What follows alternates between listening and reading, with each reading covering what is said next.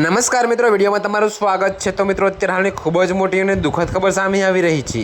તો મિત્રો, તમને જણાવી દઈએ કે અમદાવાદના સરખેજ વિસ્તારમાં આવેલા એલજે કેમ્પસ રોડ પરના સેવિટ સ્ટ્રીટ એપાર્ટમેન્ટમાં વહેલી સવારે એક ગંભીર આગની ઘટના સામે આવી છે। તો મિત્રો, માહિતી મુજબ એપાર્ટમેન્ટમાં બી બ્લોકના એક ફ્લેટમાં લિથિયમ બેટરી પર રિસર્ચ ચાલી રહ્યું હતું।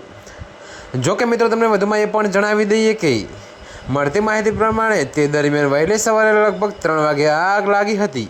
તો આગની ઘટનાની જાણ થતાં તાત્કાલિક કાર્યવાહી કરવામાં આવી હતી।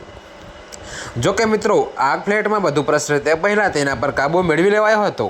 તો મિત્રો, આ દુર્ઘટનામાં રિસર્ચ સાથે જોડાયેલા 3 યુવકો દાઝી ગયા હતા, જેમને તાત્કાલિક સારવાર અર્થે નજીકની હોસ્પિટલમાં ખસેડવામાં આવ્યા છે।